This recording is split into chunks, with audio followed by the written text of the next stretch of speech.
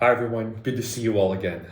Oh boy, it's been a while since I've done this, so I don't know if I'm butchering my intro, but yeah, the last time I uploaded on my YouTube channel, a lot has happened.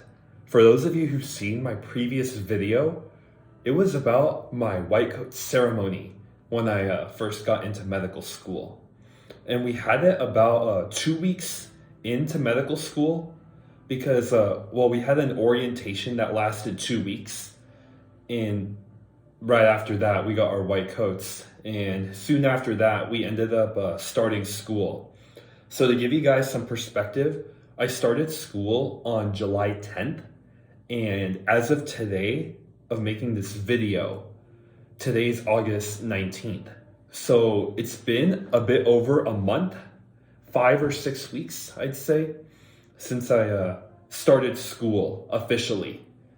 Now, technically, I've been in school, like real school, not the orientation aside. I've actually been in classes for a month. And this past Friday, we took our first test. So it's a big reason why I'm choosing to create and upload a video right now, because I, along with many other of my classmates, happen to have a bit more free time this weekend. And I just decided to take advantage of using this time to give you guys an update of what's going on in medical school, because it may seem like I'm ghosting y'all on my YouTube channel, but I promise you I'm trying not to. I'm trying my best to keep you guys updated. It's just been a lot of studying, and it's just been a lot of information that they've been throwing at us. The age-old analogy of drinking water out of a fire hydrant is indeed true. And I've had to drastically change my study strategies in order to accommodate the vast amount of information we have to take in for the subjects we've been covering. So some of you guys might be curious about what's in our curriculum so far. And based off of what I'm able to pull up, loosely our curriculum so far, it's been based off of cell biology, a good review of that, a lot of protein filaments like actin, myosin, microfilaments, microtubules, as well as intermediate filaments. We also covered the cell cycle. We also talked a lot about genetics, embryology, enzymes, a lot of biochemistry, metabolism in relation to glucose and nucleotides. And a new subject that we ended up learning was pharmacology. We started getting a little bit into pharmacology as an intro. So it was interesting, so to say. And I'm really enjoying the material. I truthfully really love the material. It's just that it's been a lot of information, and I've had to struggle and change my study strategy in order to accommodate the amount of volume of information that we've been getting. We've also covered a lot of topics in relation to tonicity, but it has more of a clinical application. That's a huge thing I've been noticing in medical school, is that a lot of the subjects we've been learning, you're not learning it. Well, yes, you are learning it to pass the test, but you're not learning it for the sake of just knowing it. You have to learn it because this can actually impact real patients. And that's something I've really been loving in medical school, is that the doctor who facilitates the class, he brings in a couple of patients who are affected by the conditions that we are learning in class. So that's something different I've been noticing in medical school compared to undergrad, is that a lot of these, the stuff we're learning actually has real application. Whereas in undergrad, it was a lot trickier to see the application of why you need to know the function of PFK1. It just seemed like in undergrad, we had to know it for the sake of knowing it, for the sake of doing well on the test. And while that still holds true in medical school, the reason why we learn this info now is because it affects patients. And we do need to know these conditions, and we need to be knowledgeable in how to treat them. So that was something that I've really been noticing about medical school starting off. Oh, and also another subject that we started getting into at the very end of the units for our first exam was histology, which is something I did cover a bit in Anat and Phys, but it's been 3 years since I've taken Anat and Phys, so it was, I needed a refresher on that, truthfully. So, yeah, that's how medical school has been going as an update. It's been, to be honest, there have been times where I really struggled in adapting my study strategy. Because as you guys know, or may not know if you're new to my channel, in my previous videos, I mainly made videos about the MCAT. And yes, I did make videos about theme parks and visiting theme parks in Los Angeles before I came to Texas for medical school. But yeah, before then, I was an MCAT tutor, and I released about 14 or 15 other videos in relation to the MCAT, so please check those out if you're studying for the MCAT right now, or if you're just curious about what those videos were about. You could go ahead and give those a watch, increase my watch time, and no, but in all seriousness, give those a watch, because I was an MCAT tutor for 1.5 years, and while the MCAT did have a lot of info as well, you didn't have, there wasn't like a restricted time frame in which you had to learn it. You could take the MCAT really whenever there's a test date available. It's really up to you when you take it, because when you get into medical school, there's not like somebody who's pushing you to go straight through. You could technically take like 8 gap years if you really wanted to, and use that time to study for the MCAT. Now, would I recommend it? No, I wouldn't use those gap years solely for studying for the MCAT, but you theoretically do not have a deadline to be done with it. You set the deadline yourself, depending on when you want to get into medical school. And yeah, in medical school, it's different, because the next big test I have to take is USMLE Step 1. And that test, I have to take it by the end of my first year. I believe that's about the time frame I'm going to take it, or at the very beginning of my second year. I've been speaking to a lot of second-year medical students at my school, and right now they're in their dedicated study period, which I believe is about 5 or 6 weeks, in which they solely study for Step 1. And unlike the MCAT, which you could take multiple times if you don't do well, even though it costs a lot of money, for Step 1, I don't know if you really can take it again. I'm sure you could, but it's a lot less advisable compared to the MCAT. So most med students really only plan to take Step 1 once. And even though it's pass-fail, you really want to do well on that exam, because a lot of what's on Step 1 spills over to Step 2. That's what a second-year medical student told me. He was telling me that you should really study to aim for as high of a score as you can get on Step 1, because that is really going to help you prepare for Step 2. And Step 2 is the exam that is scored on a percentile base. So it's really important, especially if you want to match into competitive specialties. And that is something I want to talk more about right here, because truthfully, I did some introspection, and I've also talked to quite a few doctors. And on top of that, I did a survey, which I'm not sure if I have the exact link. If I can link it below, I'm not too sure if I can deliver on that promise, because I don't remember the exact link.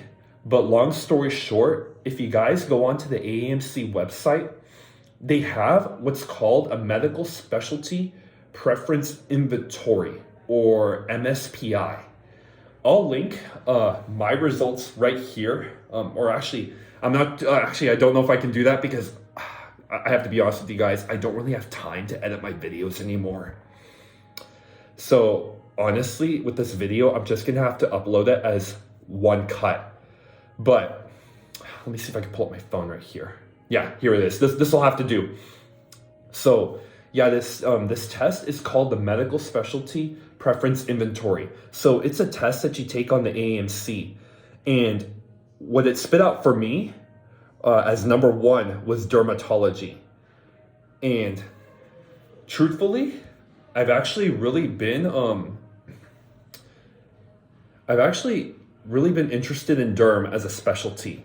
And I ended up speaking to a couple dermatologists, and one of them told me in particular that she's never met a dermatologist who's hated their job, and because the lifestyle is so great. And I'm not saying lifestyle is the only reason I want to go into dermatology. I truly think that conditions that deal with the skin, hair, and the nails are truly fascinating.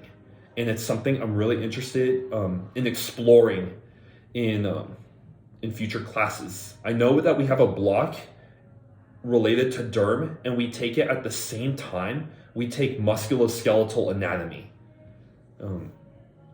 So yeah, dermatology and plastic surgery are two specialties I'm really interested in.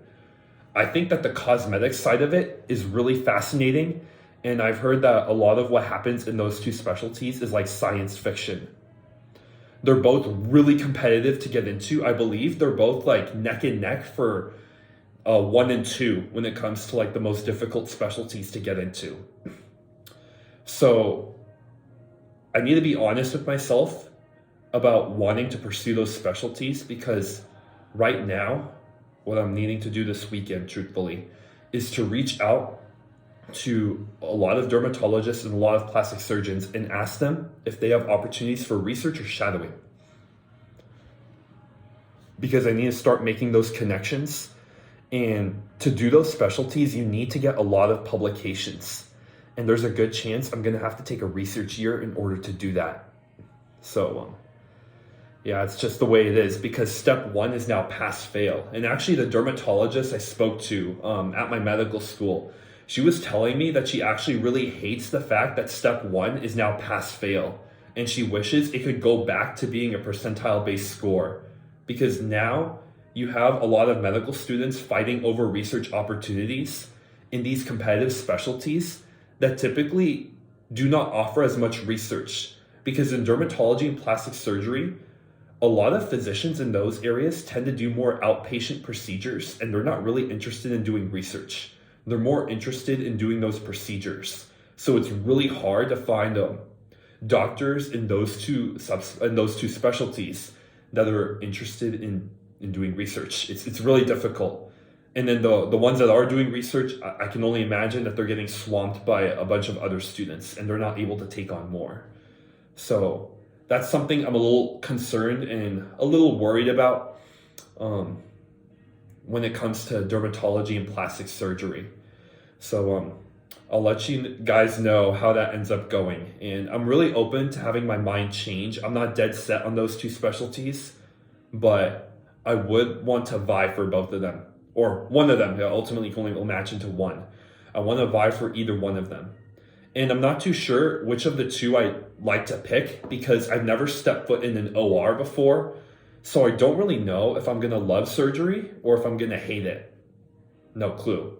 So, yeah, that's something I wanted to let you guys know too, of potential specialties I'm interested in. Now, we just took our first exam on Friday. So if for some reason I didn't do as well as I wanted to, I'll need to get that fixed right away and need to meet with like learning specialists as well as my coach, because in my school, we have academic coaches who help us out. And I think that's a really awesome resource. So immediately, if I do not like my test score that I get back, I'm going to set up a meeting with both of them and just talk about ways in which I can improve and ways in which I could fine tune my study strategy. Because frankly, I felt like in this first month of medical school, I haven't been really efficient with the way I've been studying, and that's because I've been trying to figure out so much. I've used Anki. I've also tried taking notes on GoodNotes. I've also ordered a first aid book, which came in. I'm still trying to see if it's coming in, and it came in super late. At least, yeah. So I'm trying to use first aid. Hopefully, by the time I release another update video, I'll have marked up my first aid book because apparently that's like the Bible for medical school.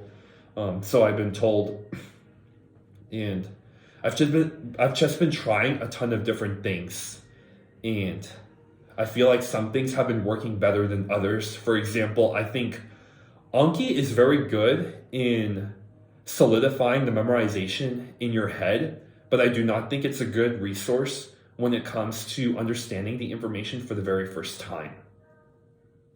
I don't think it's really that great of a resource for that.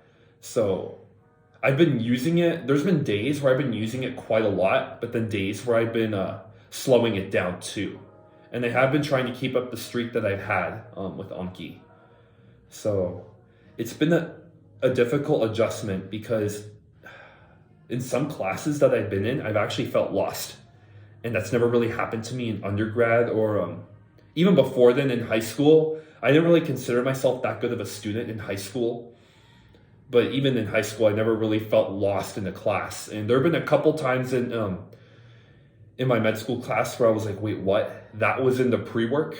I just feel like there's a ton of detail you need to get from the pre-work that we get beforehand. Because for my medical school, attendance is actually mandatory. And I know some people, even I sometimes too, every now and then we're like, dang it, do we have to go to class? But ultimately, it's to our benefit. And I actually think it's kind of nice that they require everyone to be in class because it really does help your learning. And for other medical schools, I've heard that I have friends at other medical schools and they tell me that they're pretty much paying like anywhere from 50 to 70K a year to do online learning. That's essentially what it is because they don't even show up to class. The professors, they record the lectures and they would just watch the lectures at times 2 speed. And how is that different from like virtual learning in Zoom? I don't think it really is that much different in that scenario. So I really feel like that showing up in class in person has been like super productive. And it's been extremely beneficial to my learning. Even though sometimes I do get lost, but I really appreciate that the professors, they're willing to address any of the questions that I have. I'm not sure if I mentioned this in one of my earlier videos, but you guys might know that I'm a front row tiger. What I mean by that is that I really love sitting in the front row because I feel more engaged in class. And I feel like it's a position where I can be very comfortable asking questions to the professor and they can hear me and see my hand go up. And it's more of a direct interaction. That's why I really like sitting in the front row. I try not to ask too many questions in class because I don't want to hold up the lecture. You don't want to be that one person who asks questions for the sake of just asking questions. Because it's happened a couple times in undergrad where I've seen a couple students, they ask the professor questions that would intentionally throw them off on another tangent that was kind of not related to the material we were covering.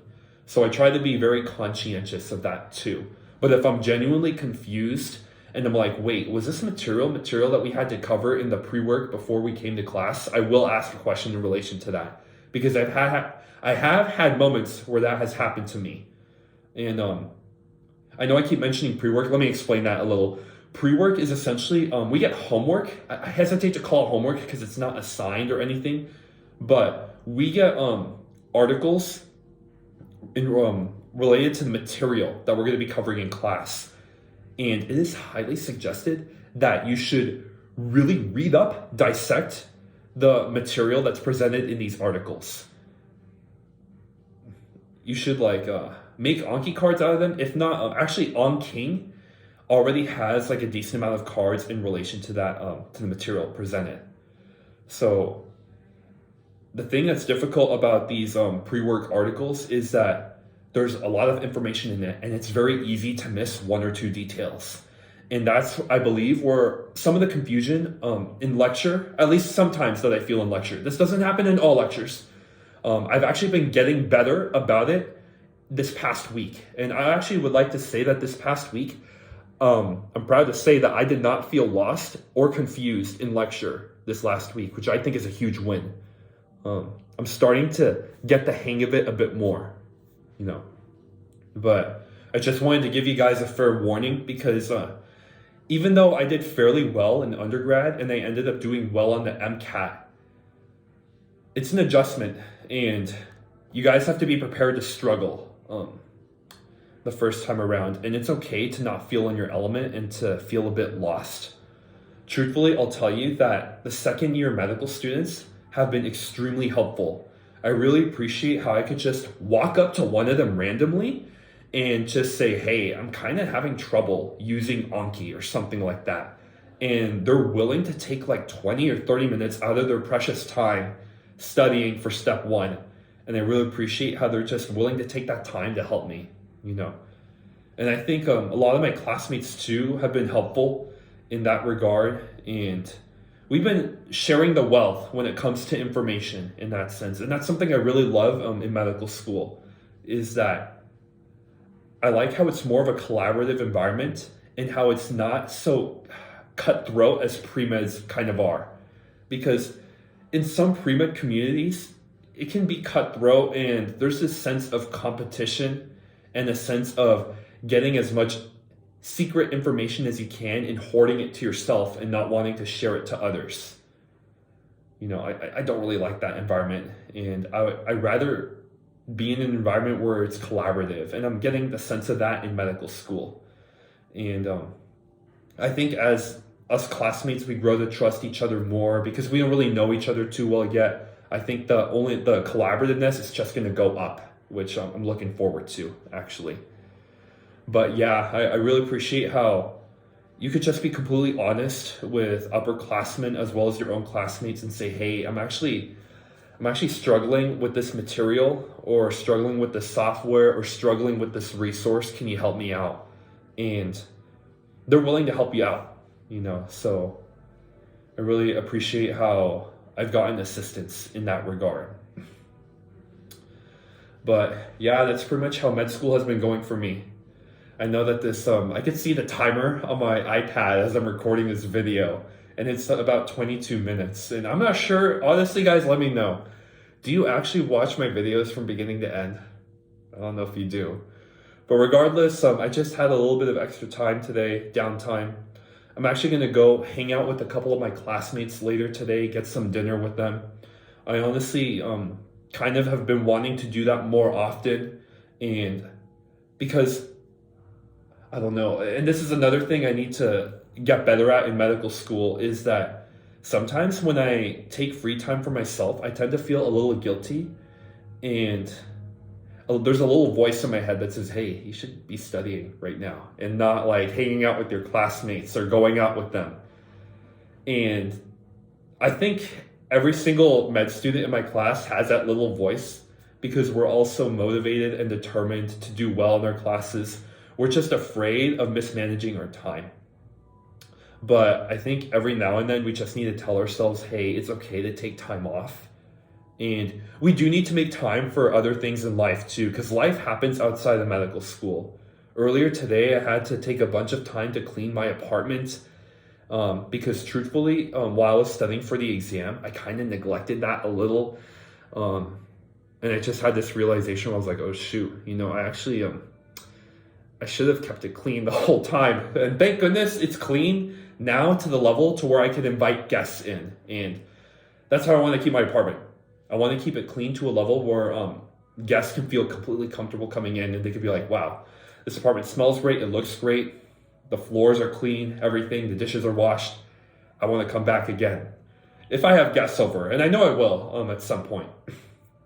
So yeah, that's how med school has been going. It's been a massive adjustment moving from LA, Los Angeles, California to Fort Worth, Texas. And it's the first time I've ever lived in another state. So it's been a huge adjustment, and it's been going well. Even though at times it's been difficult, and I do live by myself, so it could get lonely at times too. And that's why I've been trying to hang out with more of my classmates in medical school, as well as a bunch of friends from church too. I was connected to a church here in Fort Worth from a church that I was going to in Los Angeles, and they've been so awesome in taking care of me and feeding me at Thursday night meetings. and they invite me to their homes too, and they're excited to know how my journey is going in medical school, even though at times it can get hard and stressful. And yeah, that's how it's been. And truthfully, this weekend, I'm trying not to worry. I'm not worried about the exam. I felt like for most of the questions, I had a pretty good grasp of what to answer. There were some tricky questions, but ultimately, I stuck to what I knew from the pre-work, and I really felt like I gave it the best shot I could. So one of my close friends was saying that if you know you did your best, you have nothing to regret. And that's how I feel with this first test. And I look forward to the results, not really to either be super excited or to be disappointed, but I'm looking to my results more as a point of feedback to see, okay, is there anything I could do to change my study strategies that I can do better in next time? Because I am looking forward to doing better in my second exam. Regardless of how I do on my first exam, I really want to do better on my second exam. And I really want to get these study strategies down, because I've had to make an adjustment, and studying for medical school is a lot more information than is studying for the MCAT. It's a different ball game. Now, I will say that my experience being an MCAT tutor has helped in dissecting the question stem and utilizing practice tests as resources to study. Because ultimately, I would say that the overarching advice that I gave as an MCAT tutor was to read the question stem carefully and to answer the core question. It would be awfully hypocritical if I, as an MCAT tutor, did not take my own advice that I was consistently preaching on the MCAT. And that was something that I was really conscientious of when taking my first test. I was really careful in reading the question stem carefully, in answering what the core question is actually trying to ask. Because a lot of times on the MCAT, and even on this first exam, I was noticing the question stem, it will have a bunch of text, which is also important. You have to highlight certain keywords in the text, decipher those. Had to highlight those keywords in the text. But ultimately, what is the question actually asking? There would be some question stems that say, hey, what's going on with this amino acid? Or what amino acid substitution is this? I don't remember the exam, truthfully. I'm just coming up with the example, and you have to answer that stem, of what amino acid is this? Because you don't want to get bogged down in what the actual text is saying. You want to make sure you answer what the question is asking. And I think that's even though it's very simplistic advice, that's something that I've been anchoring back to when it came to taking tests. And I'm hoping and praying that this has also worked as well on my first exam. A lot of the second years are saying that the average for the first exam is extremely high. It's like an 86 or an 87. So as a class, we should do very well on the first exam. I'm just hoping I, as an individual, have done very well on the exam too. So I'm trying not to think about that, and I'm just trying to enjoy this weekend. And honestly, I know some of my classmates, they weren't a big fan of the fact that our exams are on a Friday morning at 9 a.m. And I can understand that too. To some extent, I would prefer that the exam be on Monday, because you could use the entire weekend to study. But then again, from the faculty's point of view, they want us to get the exam over with on Friday. So that way we could have the entire weekend to semi-relax and semi-prepare for the next week of class. So in that sense, I do like having the exams on a Friday morning. So yeah, that's how it's been going in medical school. A big, long update. And I know there were a couple times where I stumbled over my words, but truthfully, guys, I think I'm going to upload this video as just one long, unedited cut. That's how I'm going to have to do my videos from now on YouTube, because unless I can hire an editor, which I'm actually interested in hiring. I'm interested in hiring an editor. Unless I can hire an editor, that's how I'm just gonna have to do my update videos from now on. So yeah, if you guys are interested in becoming an editor, feel free to email me. I would actually be interested in potentially hiring an editor as a freelancer. So let me know if that's something you're interested in. But other than that, this video is about 30 minutes long, and I think I'm gonna wrap it up. But don't worry, I'll come back probably after every exam. We'll see if I can keep up with that type of schedule, because after exams, I tend to have a little bit more free time. So I want to be able to update you guys on things that have been going on in medical school. There have been a couple of clubs at my school that I'm interested in joining. For example, there's a dermatology club that I really like, and there's also a club where they have plastic surgery, ophthalmology, and ENT all smushed together into one club. I like to think of it as like the surgical subspecialty club, where there's these like really competitive surgical subspecialties and they just bunch them all together. That's another club I'm really interested in as well, and it's one I'm really invested in. So yeah, I think I'm gonna wrap it up, but I hope you guys enjoy this update. And for those of you who are new, please be sure to like and to subscribe to this video, and I'll see you in the next one. I'm Josh. I used to be the MCAT tutor, but now I'm a first-year medical student trying to figure out everything all over again from scratch. I'm starting at the bottom of the barrel, and I'm updating you guys on my journey. I'll see you in the next video. Bye.